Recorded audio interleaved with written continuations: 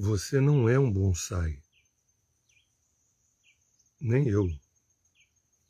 Meu nome é Sérgio Seixas, do Grupo Terra de Rudá, e hoje eu queria falar um tema que já é recorrente na nossa caminhada da Terra de Rudá, mas eu fiz uma síntese de 8 tópicos, onde o tema central é você não é um bonsai.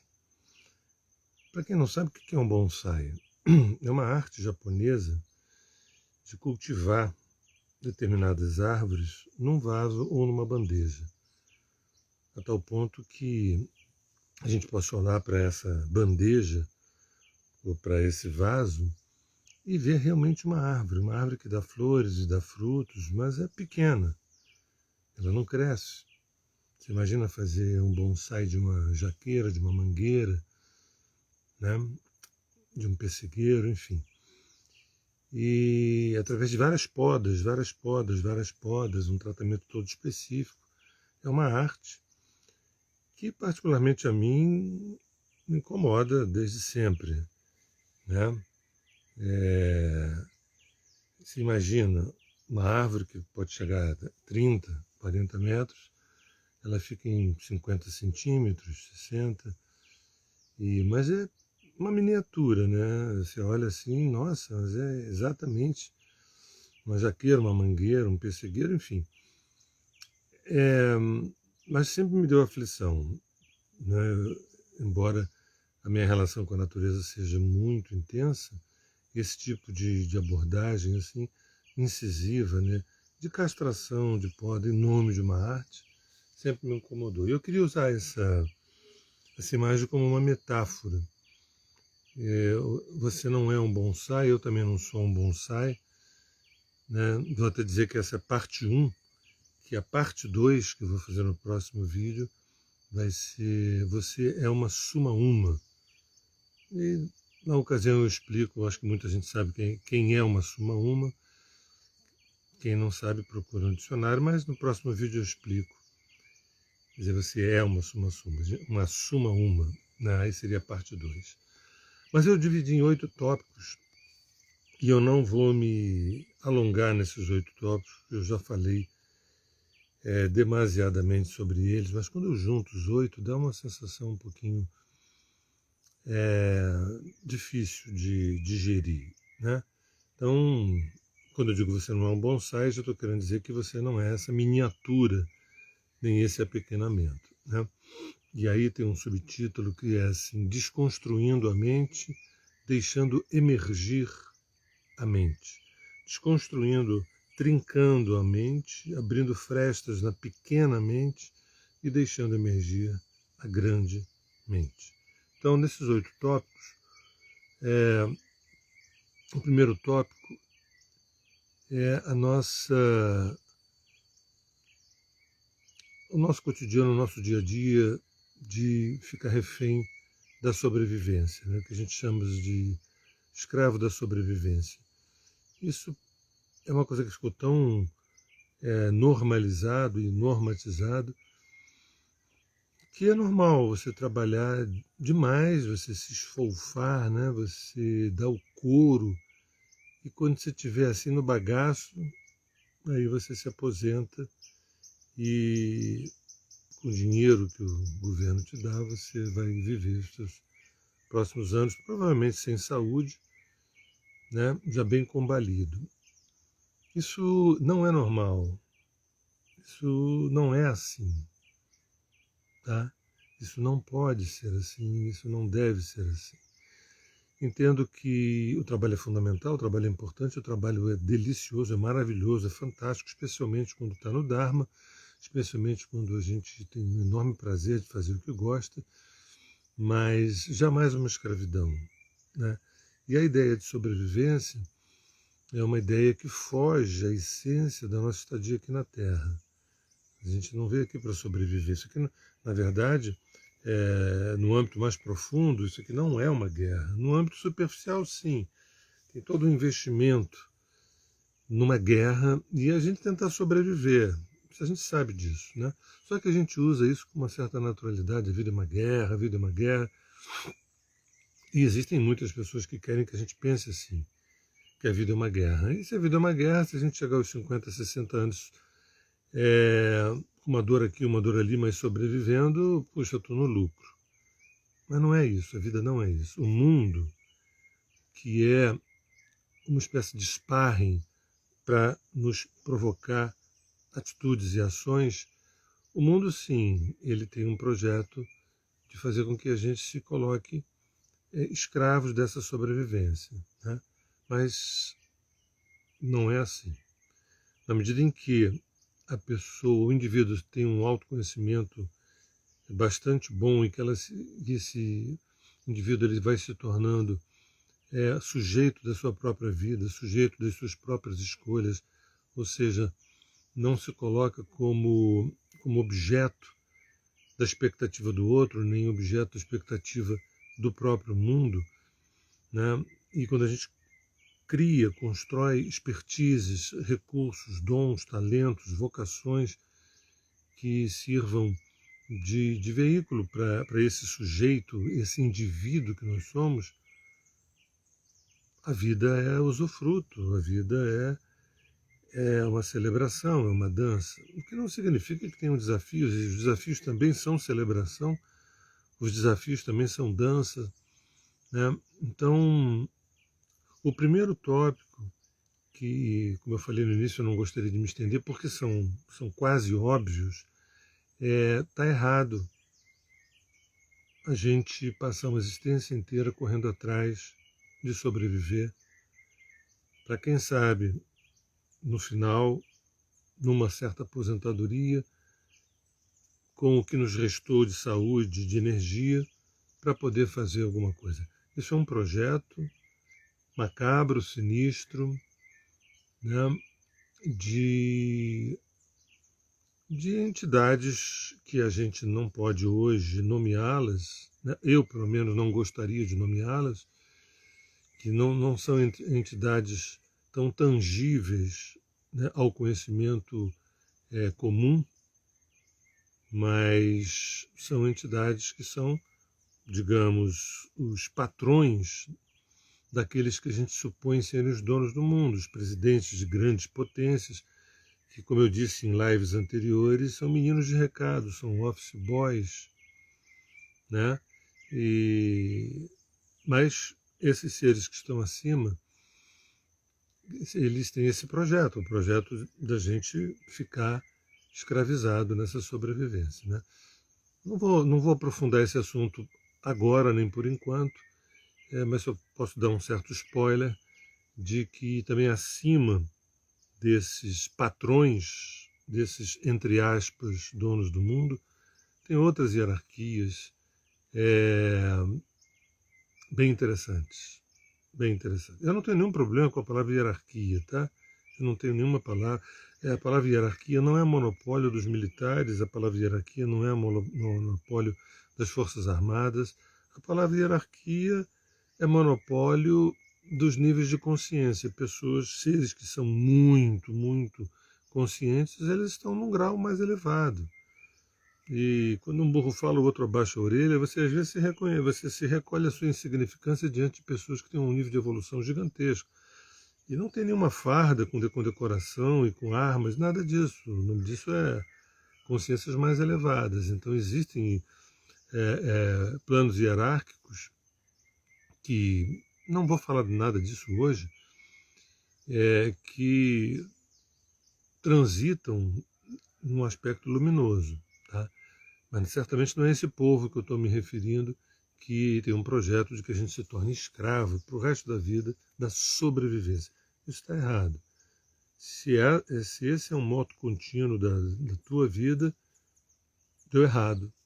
Algumas coisas deram errado. O segundo ponto, eu selecionei 8, né? O segundo ponto também é quando nos tornamos reféns de pequenos prazeres corpóreos e materiais.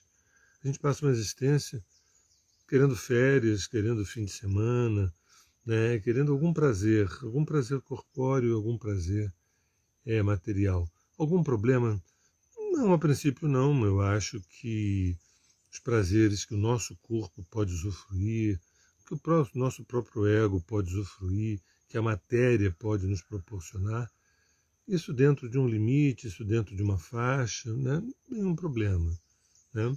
A questão é quando a gente se torna adicto desses prazeres, né? Pequenos prazeres, nos tornando seres humanos apequenados também. Né? Nós, em tese, em essência, temos uma demanda de grandes prazeres, de enormes prazeres, gigantescos prazeres. Prazeres esses que somente a consciência pode gerar, dito de outras maneiras, que somente o amor pode gerar. Né? Então, os pequenos prazeres a gente conhece muito bem, né? Não preciso nomear aqui. E é como se dissesse assim, sabe, essa vida de escravidão da sobrevivência me leva a querer ter um fim de semana, um feriado, um feriadão prolongado. Isso são pequenas metáforas de um estilo de vida sofrível. Mas como está tudo normatizado, puxa, é isso mesmo. Você imagina, a gente deveria ter um enorme tesão de estar trabalhando, porque esse trabalho certamente é um trabalho que vai ao encontro da minha evolução, da tua evolução e da evolução planetária. Não é nada disso que acontece. O que acontece é a gente perpetuar um sistema que a gente critica, perpetuar um mundo que a gente critica.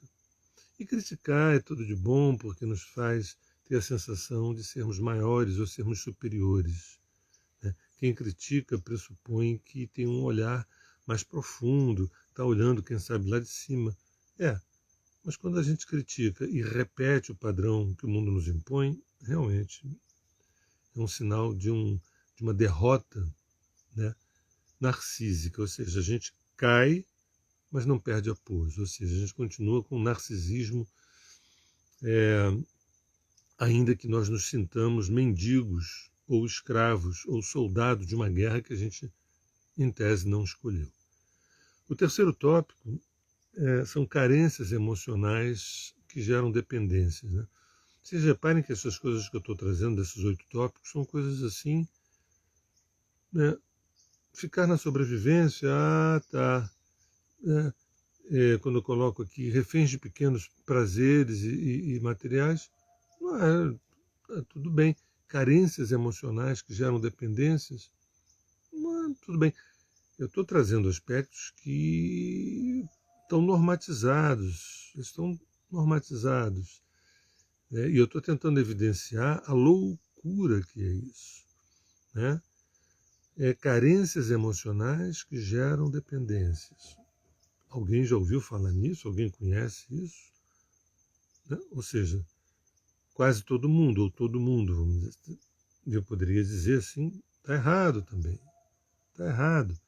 Sabe, quando até sugiro, me ocorreu aqui agora, aquela história, a águia e a galinha, que eu não vou contar aqui, era bom vocês clicarem na internet e buscarem a águia e a galinha, que fala, em essência, quando uma certa essência é tratada de uma maneira inadequada para essa essência. É como se você desse uma espécie de ração diferente para um pássaro altamente sofisticado, que não é desse habitat.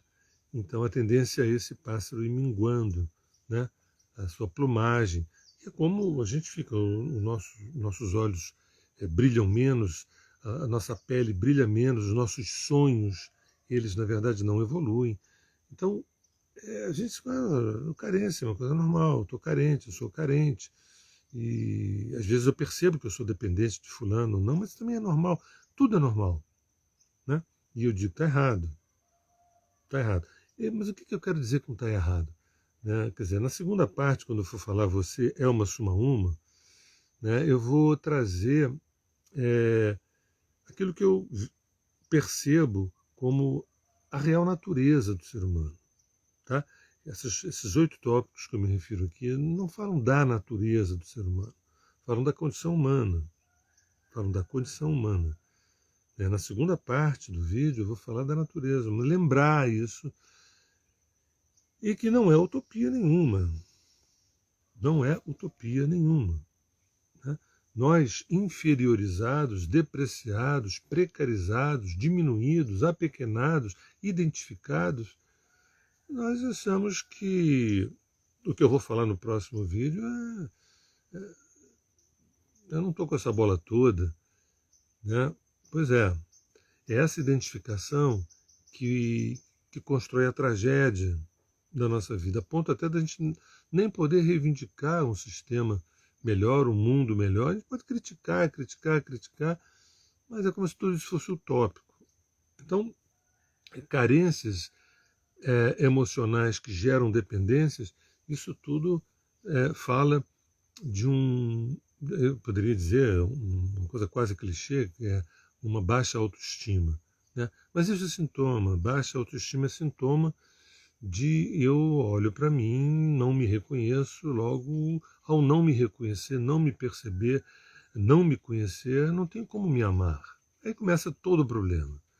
Eu não tenho como, de fato, me amar se eu não me conheço, se eu não me reconheço, se eu não me valido, se eu não usufruo do manancial que eu sou. Né?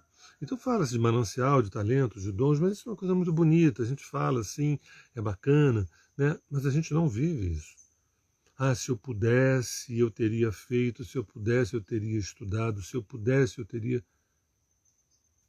É como se uma força superior dissesse, mas você não pode, você tem que fazer outra coisa.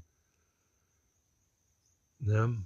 Quando aquilo que a gente chama de arbítrio, na verdade, nos remete a um sistema de escravidão. Em essência, quando a gente fala de self, quando a gente fala de ser que é, quando a gente fala que nós somos um fractal da fonte, nós estamos falando que nós somos seres livres, em essência. Não estamos, mas somos. Se somos livres em essência, todas essas 8 ladainhas que eu estou trazendo aqui, gente, isso aqui não me pertence. Simples assim. Por que eu estou tão identificado? Né? Será que a minha mente ela está programada para identificar essas pequenezas como eu mesmo? Quer dizer, eu sou essas pequenezas? Será que a minha mente está programada para funcionar assim? É por isso que o subtítulo desse nosso encontro é Desconstruindo a Mente e Deixando Emergir a Grande Mente que é em mim. Né? Quer dizer, você não é um bonsai, você é uma árvore frondosa, você é uma árvore frondosa. Né? Mas também não adianta ficar elogiando, se eu não tenho ferramentas. E essas ferramentas eu não tenho porque eu não consigo olhar para mim e ter de fato um profundo amor, porque eu não conheço a mim mesmo. Esse é o ponto central. Então, em relação a isso, o que acontece? Eu careço, eu tenho uma carência emocional muito grande, eu acabo dependendo de terceiros, e isso parece normal. Um quarto ponto, isso tudo está interligado, né? Um quarto ponto são os biombos familiares, os biombos ou os bunkers, ou em português os bunkers familiares. Isso também é um tema muito importante. A gente coloca a nossa família sanguínea num lugar de extremo relevo, e ela é de extremo relevo, ela tem um extremo relevo, mas é bom a gente também entender que se é verdade então que eu tenho já inúmeras encarnações passadas, já tive dezenas e dezenas de famílias, eu não me lembro mais de ninguém, embora minha memória celular lembre de todas, a gente começa a perceber que toda essa relação de apego, de dependência, de carência, de uma afetividade assim patologicamente forte em relação a pai, mãe, avós, né? Essa prisão sanguínea, essa prisão familiar, ela está normatizada, porque se você não ama a mãe, se a mãe não ama um filho, se você não ama um pai, se o pai não ama uma filha, um filho, isso é quase um crime inafiançável. E a minha fala aqui não é uma apologia a não amar fulano, nem não amar, não. Né? O amor familiar tem um tamanho, o amor por uma mãe, por um pai tem um tamanho. ele não é todo o tamanho. Se ele for todo o tamanho, você já perdeu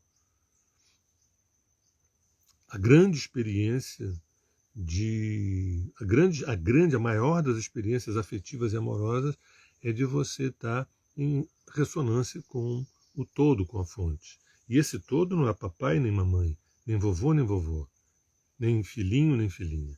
A nossa família tem uma importância gigantesca porque é um dos lugares mais interessantes de fricção para a consciência ampliar. E a gente pode chamar isso de amor tranquilamente. Amor, afeto, também desafetos e desamores e dificuldades, né? Mas a família tem um dharma incrível, incrível, um dharma fantástico, de, através de situações friccionais, fazendo que a gente tenha que se posicionar e que a gente precisa se individualizar, né? Quer dizer, eu tenho essa família, mas eu não sou essa família. Eu sou filho de fulano, mas antes disso eu sou um indivíduo, eu sou um homem, eu sou uma mulher, né? Mas não é isso que rola. É como se eu tivesse que ir até o final da vida embrulhado, empacotado, amarrado, amalgamado, fusionado com pai, mãe, avô, avó, e tendo que gostar. Uma coisa é você gostar, você amar, porque você está compreendendo, você conhece essa mãe, conhece esse pai, você está num processo de transparência. Outra coisa não, você tem que, né? Para uma estrutura de bonsai, tudo bem, a gente corta aqui, poda ali, fica daquele tamanho. E família é o topo, mas a família não é o topo. Até porque existem outras famílias, de outras raças, de outras dimensões, de outras instâncias, né? Até que a ideia de família ela desapareça na própria unidade. Ah, Sérgio, isso é muita filosofia, muito legal, muito bonito. Escuta, não é filosofia não, isso é o real. É de lá que a gente veio e é para lá que a gente está indo. Se a gente não recobrar essa memória, a gente fica no tati-bitate dos afetos introdutórios, dos afetos preliminares. Quinto tópico, individualismos acumulativos. Também não preciso me estender nisso. Essa ideia de um ego exacerbado querendo acumular coisas por uma obesidade crônica, né? De um desejo que não tem fundo, que não tem fim, um desejo que não acaba nunca. E mesmo sabendo que quando a gente morre a gente não leva as coisas que a gente acumulou, mesmo a gente sabendo disso, não é bastante, não é o suficiente, porque, sabe, é uma gula, uma voracidade, um desejo insaciável de ter, e perceber que esses objetos adquiridos, possuídos, acumulados, eles parecem aplacar um apetite, uma fome, assim, desregrada. Mas percebe que não, porque quanto mais se tem, mais se quer ter, mais se quer ter. Embora muitas pessoas felizes têm poucas coisas na vida. E embora muitas pessoas com muitas coisas, elas, para manter aquilo, elas acabam se tornando infelizes. Para guardarem aquilo de ladrões, de invejosos, etc., é uma vida de tormento também. Não falo aqui de uma perseguição assim compulsória pelo desapego, uma perseguição compulsória pelo desapego, não. Porque é uma outra forma de apegar. Você se apega ao desapego, não.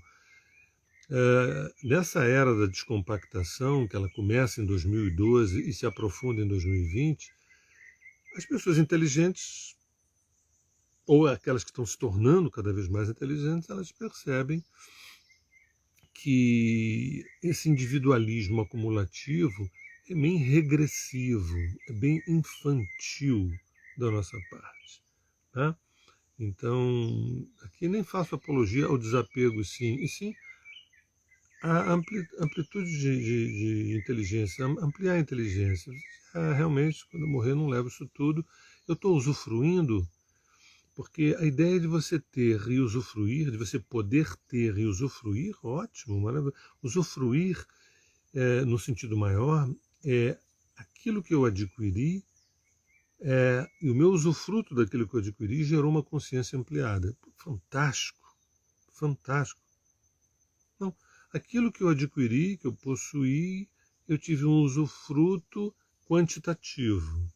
Sabe, há uma diferença, por exemplo, de um arroz integral, com um feijão integral, com, né, uma carne branca, uma salada, com batata frita e refrigerante. Há uma diferença. Em ambos você pode se sentir cheio, mas somente em um você vai se sentir alimentado, né? Saciado, satisfeito e alimentado. Então, quando você adquire alguma coisa e você usufrui dessa coisa que é uma expansão de consciência, o nome disso é nutrição. Você se alimentou. Mas não é bem isso que acontece no nosso mundo normatizado. O sexto tópico é o poder pelo poder, né?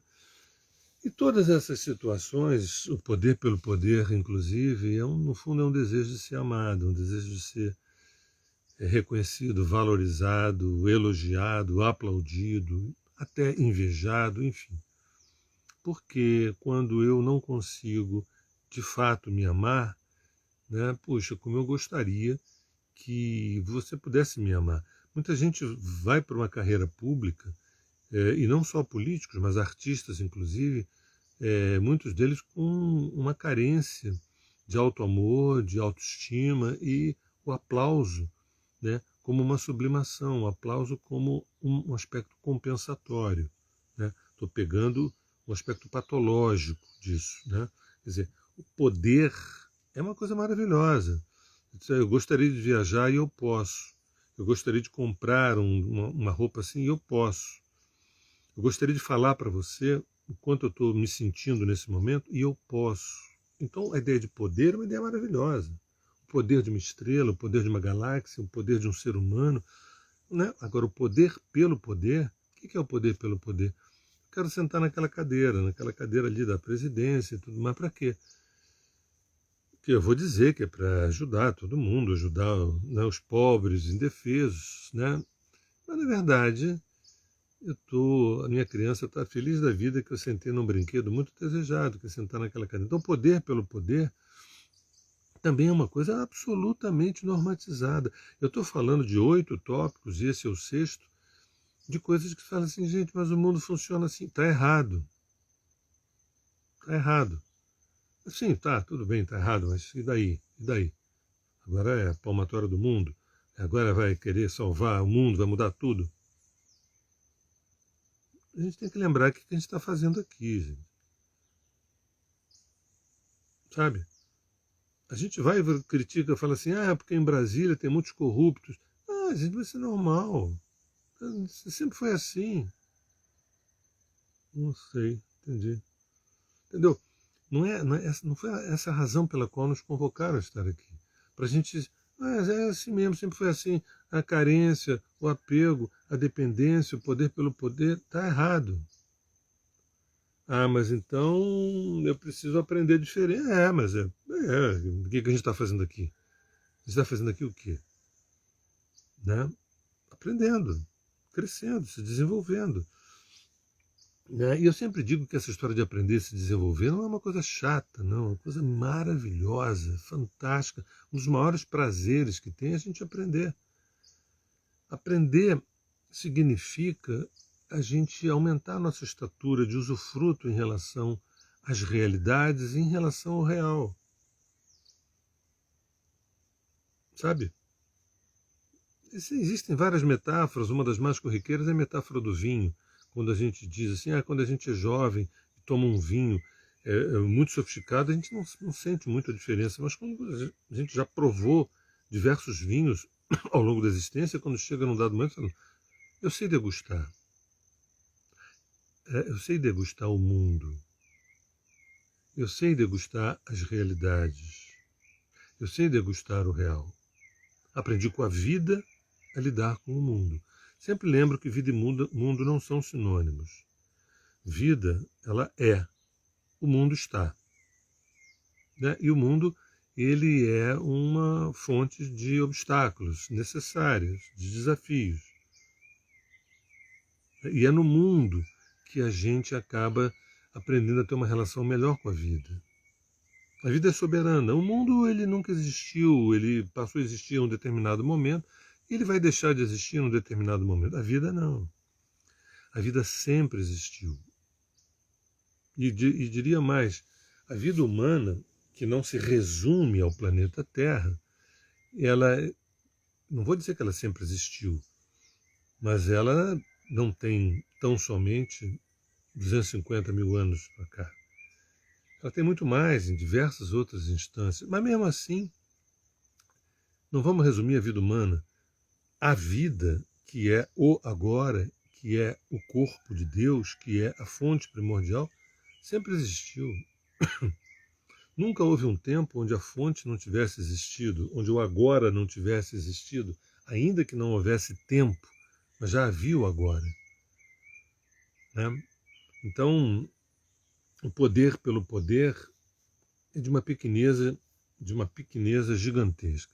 O sétimo e penúltimo tópico, eu coloco aqui as religiões materialistas que despotencializam o humano. As nossas religiões, elas são céticas. Elas precisam acreditar em Deus. As nossas religiões nos ensinam a ter que acreditar em Deus, a ter que ter fé em Deus. Isso é de um ceticismo, de um materialismo, de um pragmatismo que sempre me surpreendeu. Né? E, por conta disso, acabam nos apequenando, acabam despotencializando o humano. Porque todo ser humano é uma fração do divino, do sagrado, de Deus. Logo, todos nós somos, em alguma instância, deuses. Logo, dentro de nós tem todas as respostas necessárias. Então, se a gente vai seguindo essa lógica, para que um templo, se o templo é o agora? Para que uma construção, uma arquitetura, se a arquitetura é o agora? Para que um intermediário, um sacerdote? Ok, agora eu entendo. Um sacerdote, um intermediário, porque fulano não está num determinado nível que possa ele por si só fazer o processamento dessa potência chamada agora e dessa potência chamada humano. Então, para mim é importante que esse sacerdote ele possa me ajudar. Mas o que faz, de via de regra, os sacerdotes? Geram mais dependência, porque você precisa da instituição, você precisa do intermediário. Sabe, a ideia de um cupido não é a ideia de você se apaixonar pela flecha, pelo arco, nem pelo cupido. A ideia de um cupido é ele fazer a ponte entre você e teu grande amor. O teu grande amor é Deus, o teu grande amor é o agora. O teu grande amor é a fonte primordial, que está aqui agora, dentro de você, fora de você, em cima, embaixo, dos lados e dentro. Então, quando a gente esquece isso, quando a gente perde essa memória, ok. Né? E aí entra um sacerdote para lembrar, mas o sacerdote ele tem que sair de cena, a instituição tem que sair de cena, a religião tem que sair de cena. A religião é para ser descartada, ela tem uma função. A religião tem uma função, assim, de preferência o mais curta possível, assim como um remédio. Perdi a memória, eu perdi a memória. Olha, tem um remedinho aqui, tem uma alimentação aqui para produzir mais sangue, papapá, papapá.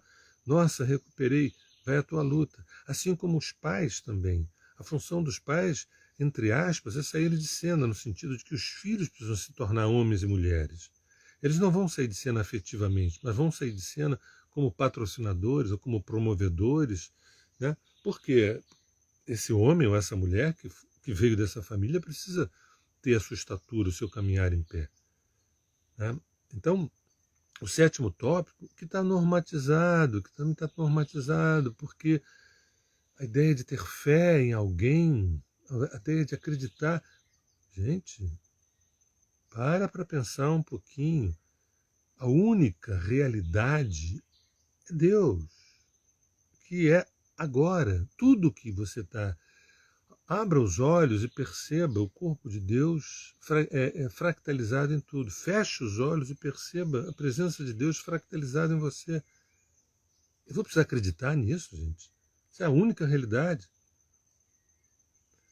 Eu costumo dizer, por exemplo, eu até preciso acreditar que eu estou falando aqui, olhando para um celular e que tem alguém me ouvindo, me vendo e que vai... Eu preciso até acreditar nisso. Mas em Deus eu não preciso. Percebe? A coisa foi tão invertida que eu não preciso acreditar que eu estou vestindo uma roupa clara. Isso eu não preciso, mas em Deus eu preciso. Quando essa roupa clara aqui, ela, ela, ela é um holograma. Essa roupa clara, quem vos fala é um holograma. Entendeu? Mas o real, a fonte primordial, o agora, Deus, o corpo, é a única realidade que existe. Não, mas eu preciso acreditar. Então as nossas religiões, que são materialistas, que são céticas, que são pragmáticas, né? Elas fundam fiéis e devotos céticos, pragmáticos, que precisam acreditar. Isso está normalizado. E por último, o oitavo tópico, eu digo o último, porque eu botei 8 tópicos, eu ia ter posto 10, 12, 15, mas eu botei 8 tópicos, que é o medo da morte. Né? O medo da morte também, como sendo natural, normal, também está normalizado, né? Que é... e o medo da morte significa o quê, na verdade? É o desconhecido, medo do desconhecido, né? O medo do... sei lá o que tem do outro lado, né? Mas para que ter esse medo do desconhecido? Não, relaxa, você está em casa, tranquilo, sereno. Né? Primeiro que a morte não existe. A morte, no sentido meu, não existe. Né? A gente vai trocando de roupa aqui, troca de roupa ali, como se fosse: morre segunda-feira, vem a terça, morre a terça, vem a quarta-feira, morre a quarta, vem a quinta. Né? E o nosso processo evolutivo prossegue. Ah, mas eu vou deixar de ver minha mãe, meu pai, meu cachorro, meu isso. Que bom. Mas eles vão fazer parte do teu DNA. Eles estão dentro de você, da tua memória celular, pelo menos para sempre. Isso não por um apego, não por as relações de afeto que foram estabelecidas, para as relações de amor que foram estabelecidas. E também pelas relações de desafeto, que é um afeto, né, que foram estabelecidas. Se na memória celular, ou se num próton, por exemplo, se num elétron, se num nêutron, se num átomo, existe a memória de todas os universos e de todas as idades que tivemos, já de trilhões de éons, e a gente não precisa lembrar conscientemente. Se a gente fosse lembrar isso conscientemente, a gente surtaria, a gente cairia duro. Né? Mas as realidades que a gente atrai são um eco distante desse metabolismo que a gente vem tendo ao longo de tantas e tantas e tantas vidas. Não só encarnações nesse planeta, como em outras instâncias. A coisa mais sofisticada, é mais linda, é mais bela, é mais profunda, é mais poética, é mais artística, é mais criativa, é mais criadora do que se imagina. A gente, quando sai da caixinha, quando a gente trinca a nossa mente, quando a gente craquela a nossa mente, quando a gente rasga a nossa mente, quando a gente deixa que a grande mente possa emergir, quando a gente fala: eu não sou um bonsai, e sim eu sou uma árvore gigantesca, a gente vai falar sobre isso no próximo vídeo. Você é uma suma uma, eu sou uma suma uma, né? Meu Deus, o que será isso? Né? Se você perguntar a um indígena, ele vai te dizer o que é uma suma uma. É para isso que eu vim hoje aqui, para falar da loucura que é, do escalabrio que é, né, a gente ter normatizado algumas coisas. Eu queria só relembrar os 8 tópicos que eu trouxe como tão normais. O primeiro é: minha vida é marcada por ter que dar conta da sobrevivência e eu vou até na aposentadoria eu vou continuar com isso. Isso é normal, está errado. 2, eu me sinto refém, assim, de prazeres, assim, corpóreos, sazonais, pequenos prazeres, prazeres materiais, e isso me basta, isso faz com que eu consiga suportar a sobrevivência. Está errado. Você tem o direito de ter grandes prazeres, como, por exemplo, a própria iluminação, o próprio despertar, o próprio estado deep. Terceiro, carências emocionais que me geram dependentes daquela instituição, de fulano, de beltrano. Isso é normal, todos nós somos caros. Está errado. Nós somos abundantes, prósperos, nós somos íntegros. Eu não estou dizendo que estamos, estou dizendo que somos de fábrica. Quarto, né, eu falo aqui dos bunkers ou dos biombos familiares, né? A família para me proteger do mundo, a família para me proteger do outro, o outro é um perigo, o mundo é um perigo, as coisas podem vir uma terceira guerra mundial, eu, minha família, meu pai, minha mãe, meus filhos. Está errado. Está errado. Amar a família é tudo de bom, mas esse amor tem um tamanho, ele tem um tamanho. Ele não é o maior dos tamanhos. Quinto, individualismo acumulativo, ter, porque amanhã a gente nunca sabe, o dia de amanhã pode ser que aconteça uma recessão, eu tenho no meu estoque, está errado. Está errado. Se o mundo for explodido amanhã, se tudo for pelos ares amanhã, você não vai morrer, você vai prosseguir a tua jornada pelo aquilo que você é, aquilo que você se tornou, não aquilo que você adquiriu. Tudo isso já é sabido. Eu estou redundando numa normatização para dizer, gente, é um absurdo. Está errado. O sexto, o poder pelo poder. O poder pelo poder, porque para compensar uma miséria interna afetiva, um buraco afetivo. Então, quanto mais poderoso, mais eu serei amado. Não vai ser amado pelo teu poder, você não vai ser amado. E sim pelo uso que você faz do teu poder, do usufruto que você tem. Isso eu não aprendi a fazer. Então, não te mete com poder dessa maneira que vai dar ruim. Entendeu? Sétimo e penúltimo ponto que eu trouxe, as nossas religiões materialistas que despotencializam o divino que há nesse humano. Está errado. As nossas religiões, tal qual as conhecemos, é uma fonte de dependência crônica e de infantilização crônica. Está errado. A gente quer mais, eu quero mais, eu preciso de mais, eu necessito de mais. E por fim eu coloquei o medo da morte, que é uma pressão que a gente leva e gera muita ansiedade, e é um medo do desconhecido, porque eu não me sinto em casa, não me sinto bem. A casa são todos os lugares. É aquilo que chama de vida e aquilo que a gente chama de morte, que são as duas faces de uma mesma moeda. O apego à vida é um mau sinal para o que virá depois dessa vida, né? Bem, meu nome é Sérgio Seixas, do Grupo Terra de Rudá.